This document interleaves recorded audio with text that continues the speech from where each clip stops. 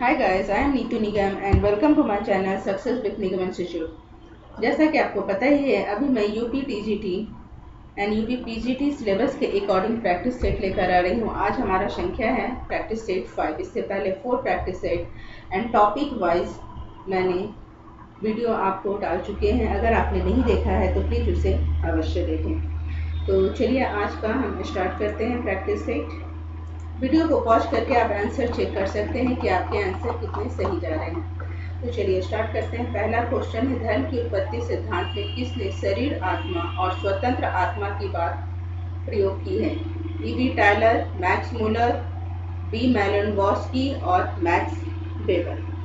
Correct answer है E B Tylor. आत्मावाद या जीववाद की व्याख्या ईवी टायलर ने किया है। बंधुआ बीजगणित की व्याख्या मैलेनवस्की ने की है। कुल व्यापार चक्र का व्याख्या मैलेनवस्की ने की है और प्रकृतिवाद की व्याख्या मैक्स मूलर ने किया है। नेक्स्ट क्वेश्चन है, कार्ल मार्क्स ने सामाजिक परिवर्तन सिद्धांत में निम्नलिखित में से किन शब्दों का प्रयोग नहीं किया है? 1. उत्पादन का ढंग, 2. उत्पादन की शक्तियां, सी. प्रौद्योगिकी प्रविधियां, 4. सांस्कृतिक विलंबना। नीचे दिए गए टुकड़ों में से सही उत्तर का चयन करें। करेक्ट आंसर हो जाता है 1, 2 एंड 3। उत्पादन का ढंग, उत्पादन की शक्तियां और प्रौद्योगिकी प्रविधियां, इन तीनों शब्दों का प्रयोग कार्ल मार्क्स ने अपने सिद्धांत में किया है। जबकि सांस्कृतिक विलंबना सिद्धांत की बात मार्क्स ने अपने सिद्धांत में नहीं की है। सांस्कृतिक विलंबना का सिद्धांत जो है आगमन ने किया है। सामाजिक परिवर्तन की व्याख्या में आगमन ने सांस्कृतिक विलंबना की अवधारणा को प्रतिपादित किया है। नेक्स्ट नंबर 3, अनुकूलनात्मक संस्कृति की अवधारणा किसने दी है? पी. शारोकिन, W.F. ऑकमैन, बी. पैरेटो या टी. पार्सन्स ने। करेक्ट आंसर है W.F. ऑकमैन। पी. शारोकिन ने उद्धव और क्षैतिज सामाजिक गतिशीलता के बारे में बात की है। W.F. ऑकमैन ने सांस्कृतिक विलंबना और अनुकूलनात्मक संस्कृति की बात की है। जबकि बी. पैरेटो ने अभिजात वर्ग का परिवहन का सिद्धांत दिया है और टी. पार्सन्स ने क्रिया व्यवस्था का सिद्धांत दिया है। नेक्स्ट क्वेश्चन नंबर 4, कब भारत में सामुदायिक विकास कार्यक्रम प्रारंभ हुआ? ए. 2 अक्टूबर 1951, बी. 2 अक्टूबर 1952, सी. 2 अक्टूबर 1953 एंड डी. 2 अक्टूबर 1952। करेक्ट आंसर है 2 अक्टूबर 1952। सामुदायिक विकास कार्यक्रम 2 अक्टूबर 1952 को प्रारंभ हुआ था। सामुदायिक विकास कार्यक्रम का उद्देश्य ग्रामीण भारत के सभी स्तर के लोगों का सर्वांगीण विकास करना था। सर्वांगीण विकास का कार्यक्रम सर्वांगीण विकास का तात्पर्य ग्रामीण समुदाय के सामाजिक, सांस्कृतिक, आर्थिक एवं जीवन के अन्य सभी पक्षों के संतुलित विकास से है। क्वेश्चन नंबर 5, जनसंख्या में संक्रमणकालीन वृद्धि का तात्पर्य है? ए. उच्च जन्म दर और उच्च मृत्यु दर, बी. निम्न जन्म दर और निम्न मृत्यु दर, सी. निम्न जन्म दर एवं उच्च मृत्यु दर और डी. उच्च जन्म दर और निम्न मृत्यु दर। करेक्ट आंसर है उच्च जन्म दर और निम्न मृत्यु दर। उच्च जन्म दर और उच्च मृत्यु दर प्रथम स्तर पर रही थी। जन्म दर और निम्न मृत्यु दर संक्रमणकालीन स्तर है और निम्न जन्म दर और निम्न मृत्यु दर अस्थायी स्तर कहलाते हैं। Next question number 6, Auguste Comte के अनुसार बौद्धिक विकास के प्रत्यक्ष स्तर पॉजिटिव स्टेज पर किस प्रकार की सामाजिक इकाई पाई जाती है? परिवार, राज्य, मानवता या इनमें से कोई भी नहीं। करेक्ट आंसर है ऑप्शन सी, मानवता। अगस्त कॉम्ट के अनुसार बौद्धिक एकता की स्थापना किए बिना राजनीतिक एकता संभव नहीं है और सार्वभौम रूप से स्वीकृत व्यवहारिक सार्वभौम आचार की सामाजिक व्यवस्था की वास्तविक नींव है। यही मानवता के धर्म का आधार है। क्वेश्चन नंबर 7, किसने कहा है कि सजातीयता से विजातीयता की ओर अग्रसर होना प्रगति का सार्वभौमिक नियम है? ए. Auguste Comte, B. Herbert Spencer, सी. चार्ल्स डार्विन और डी. मैकइवर। करेक्ट आंसर है ऑप्शन बी, हर्बर्ट स्पेंसर ने। अगस्त कॉम ने प्रत्यक्षवाद की अवधारणा दी है। हर्बर्ट स्पेंसर ने सामाजिक विकास का नियम दिया है, जिसमें उन्होंने सजातीयता से विजातीयता, सरल से कठिन और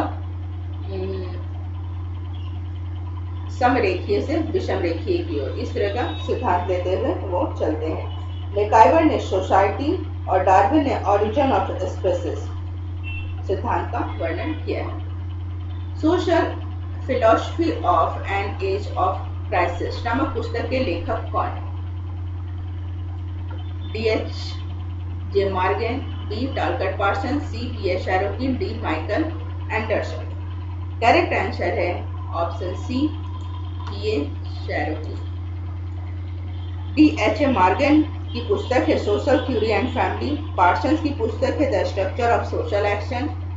P.S. शैरोकिन की पुस्तक है social philosophy of an age of crisis. और माइकल एंडरसन की पुस्तक है family, household and the industrial revolution. Next question number 9। किसने कहा है कि अपराध एक सामान्य घटना है? A. Lowell J Carr, B. David Abrahamson, C. Albert K Cohen and D. Emile Durkheim. Correct answer है इमाहिल तुर्की। दुर्खिम ने अपराध को एक सामान्य घटना माना है। दुर्खिम ने अपराध का समाजशास्त्रीय विश्लेषण अपनी कृति रूल्स ऑफ सोशियोलॉजिकल मेथड में किया है। दुर्खिम की मान्यता है कि अपराध सामाजिक जीवन आवश्यक और सामान्य घटना है। अपराध स्वस्थ समाज का एक आंतरिक भाग है। Question number 10। एशियन ड्रामा पुस्तक किसने लिखी है? अल्वा मेडल, गुन्नार मेड, सी.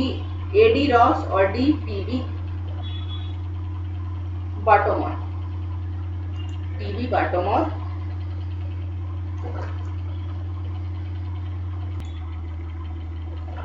तो करेक्ट आंसर है इसका गुन्नार मेडल,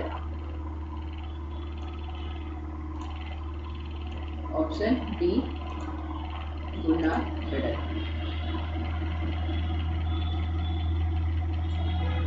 गुन्नार मेडल की पुस्तक है एशियन ड्रामा और the challenge of the world poverty. A.D. Ross की पुस्तक है joint family in urban setting and Bottomore की पुस्तक है sociology a guide to problem and literature.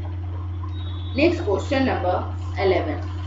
भारतीय संविधान का कौन सा अनुच्छेद अनुसूचित जाति और अनुसूचित जनजाति के लिए सेवाओं का में छूट प्रदान करता है? अनुच्छेद 350, अनुच्छेद 335, सी. अनुच्छेद 345 एंड डी. अनुच्छेद 340। करेक्ट आंसर है अनुच्छेद 335।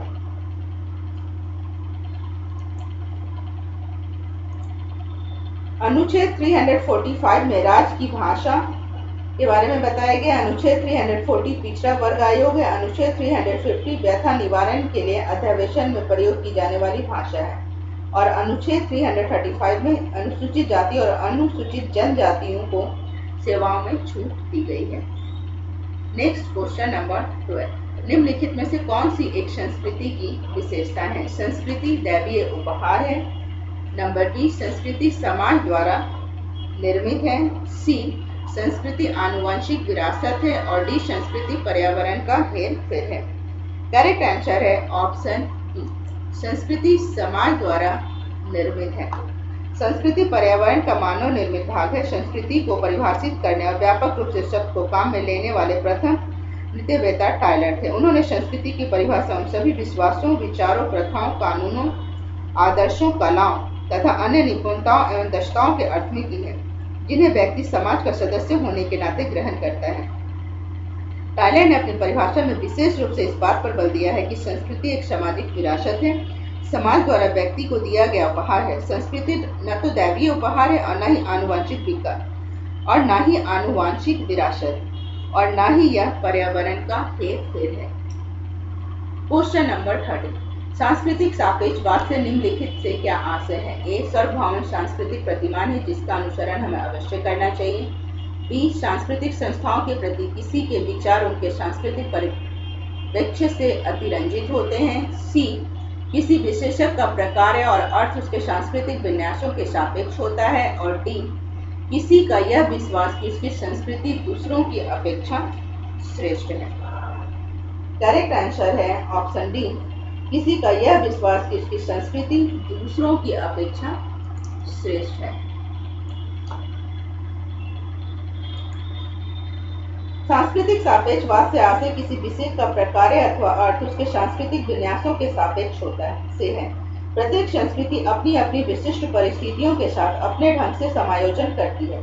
अतः किसी एक संस्कृति का मूल्यांकन किसी अन्य संस्कृति के मानदंडों के अनुसार नहीं किया जा सकता। यह स्थिति ही सापेक्षिक सांस्कृतिक सापेक्षता कहलाती है। सांस्कृतिक सापेक्षवाद इस बात पर बल देता है कि अवधारणाएं सामाजिक रूप से निर्मित होती हैं। क्या अच्छा है, नैतिक रूप से क्या सही है, ज्ञान क्या है, यथार्थ क्या है, जैसी मौलिक अवधारणाओं में भी संस्कृतियों में विभिन्नताएं होती है। Next question number 14। किसान पीजेंट समाज के परिवर्तन की प्रक्रिया के वर्णन में निम्नलिखित में से किस समाजशास्त्री ने लघु परंपरा और बृहद परंपरा की श्रेणियों का सर्वप्रथम प्रयोग किया है? रॉबर्ट रेडफील्ड, बी मैकडर्मोट, सी बैरिंगटन मूर और डी सैने। करेक्ट आंसर है रॉबर्ट रेडफील्ड। रॉबर्ट रेडफील्ड ने किसान पीजेंट समाज में परिवर्तन का अध्ययन किया है। परिवर्तन की इस प्रक्रिया को समझाने के लिए उन्होंने लघु परंपरा और बृहद परंपरा की शब्दावली का प्रयोग किया है।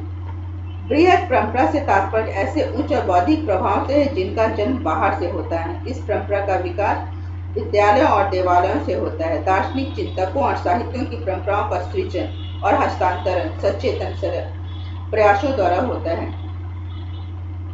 और लघु परंपरा का तात्पर्य ऐसी परंपरा से है जिनका उद्गम ग्राम या स्थानीय संस्कृति में होता है। इसका विकास ग्रामीण समुदाय में रहने वाले अप्रबुद्ध और सामान्य जनों के बीच स्वतः होता है। Next question number 15। M N. Srinivas के अनुसार भारत में पश्चिमीकरण त्रिस्तरीय निम्नलिखित में से कौन सा है? सरल, जटिल और बहुल, बी प्राथमिक, दैतिक और दैतिक, सी उच्च, मध्यम और निम्न, और डी व्यक्ति, समुदाय और राष्ट्र।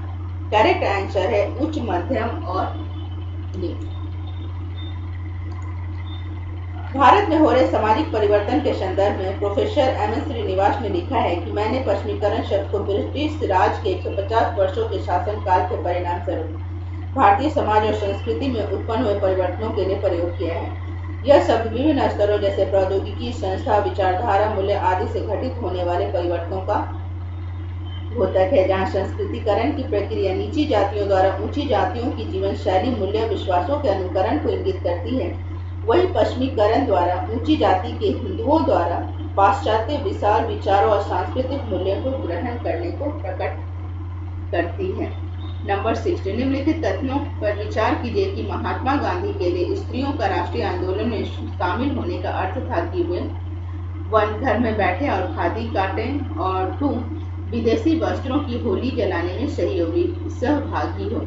उपरोक्त में से कौन सा कथन सही है? ए 1 और 2, बी 2 और 3, सी केवल 1 और डी 1, 2 और 3। करेक्ट आंसर है 1 और 2।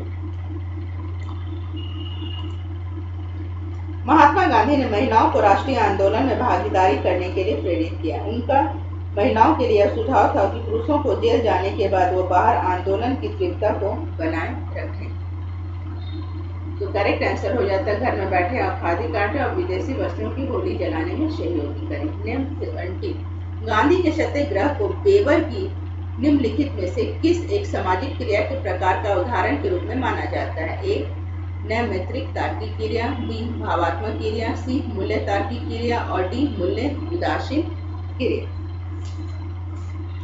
तो करेक्ट आंसर हो जाता है मूल्य तार्किक क्रिया, ऑप्शन सी। गांधी के सत्याग्रह को मूल्य तार्किक क्रिया की श्रेणी में रखा गया है। गांधी ने भारतीय स्वतंत्रता के उद्देश्य को प्राप्त करने हेतु सत्याग्रह को साधन माना, और मैक्स वेबर ने सामाजिक क्रियाओं को 4 श्रेणियों में बांटा है: तार्किक, मूल्यांकनात्मक, प्रभावात्मक और परंपरात्मक। मैक्स वेबर के अनुसार तार्किक क्रिया वह क्रिया है जो सचेत रूप में किसी योजना के अनुसार की जाए और उनमें लक्ष्य तथा साधनों का पूरा ध्यान रखा गया हो। इस आधार पर गांधी के सत्याग्रह को मूल्य और तार्किक क्रिया माना जाता है। नंबर 18 ई सदरलैंड के अनुसार निम्नलिखित में से किसे सफेद पोश अपराध कहा जाता है? ए, सामाजिक अभिजनों द्वारा किए गए अपराध। बी, उद्योग और व्यवसाय में घूसखोरी और भ्रष्टाचार जैसे अपराध। सी, ऐसे अपराध जिनकी सूचना नहीं हो पाती है। या डी, आभ्यासिक अपराधियों द्वारा किए गए अपराध। करेक्ट आंसर है उद्योग और व्यवसाय में घूसखोरी और भ्रष्टाचार जैसे अपराध। सफेद पोश की अवधारणा का प्रतिपादन प्रोफेसर सदरलैंड ने 1939 में अमेरिकी समाजशास्त्री प्रदेश के समक्ष प्रस्तुत किया था। नेक्स्ट क्वेश्चन नंबर 19, निम्नलिखित में से किसने संवेदी प्रेरक, पूर्व संक्रियात्मक, मूर्त संक्रियात्मक एवं औपचारिक संक्रियात्मक को समाजीकरण प्रक्रियाओं की अवधारणाओं के रूप में जाना है? ए, जॉन पियाजे। B, evening Goffman. सी, चार्ल्स फूले। या डी, G.H. मिल। करेक्ट आंसर है जॉन पियाजे। जॉन पियाजे के अनुसार बच्चा विकसित होने के कई संज्ञात्मक विकासों का चरण से गुजरता है। संज्ञात्मक विकास का तात्पर्य यह है कि वह अपने स्वयं के बारे में और अपने इर्द गिर्द के पर्यावरण के बारे में सोचने की प्रक्रिया प्रारंभ करता है। वस्तुतः यह उनका संज्ञानात्मक विकास है। पियाजे ने इस तरह के संज्ञानात्मक विकास को 4 स्तरों में बांटा था। क्वेश्चन नंबर 20, कुछ पश्चिमी यूरोपीय देशों में अप्रवासियों के सांस्कृतिक अधिकारों को मान्यता देना निम्नलिखित में से किसका अच्छा उदाहरण है? आत्मसातकरण, पृथकीकरण, एकीकरण और परसंस्कृतिकरण। करेक्ट आंसर है ऑप्शन सी, एकीकरण। अप्रवासियों के सांस्कृतिक अधिकारों को मान्यता देना एकीकरण का उदाहरण है। किसी समाज के विभिन्न वर्गों, प्रजातियों, सांस्कृतिक समूहों, जातियों तथा अन्य विभिन्न तत्वों को एक संगठित समष्टि में सम्मिलित करने की प्रक्रिया सामाजिक एकीकरण कहलाती है। एकीकरण की प्रक्रिया समचेतना के भाव पर आधारित होती है, जो विभिन्न समूहों तथा उप समूहों को समायोजित रचनात्मक प्रयासों द्वारा एक सामान्य लक्ष्य तथा आधिकारिक मात्रा में संबद्धता, तादात्म्यकरण तथा सहभागिता को प्राप्त करने का अवसर देती है। आई होप आपको यह वीडियो अच्छा लगा हो। प्लीज़ हमें कमेंट करके अवश्य बताएं कि आपको वीडियो कैसा लगा और आपको हमारे क्वेश्चन का चयन कैसा लग रहा है। और आपको इस एग्ज़ाम के लिए ऑल द बेस्ट। और वीडियो को प्लीज़ 2 बार आप अवश्य देखें, जिससे कि आपको एक बार में अगर कॉन्सेप्ट नहीं समझ में आया हो तो इससे रिलेटेड जो कॉन्सेप्ट मैं समझा रही हूँ उससे भी बहुत सारे क्वेश्चंस निकल कर बाहर आ रहे हैं, तो वो क्वेश्चन की तैयारी भी साथ साथ आपकी हो जाएगी। तो आपसे निवेदन है कि क्वेश्चन को विदाउट स्किप किए हुए आराम से 2 बार अवश्य देखें। Thank you.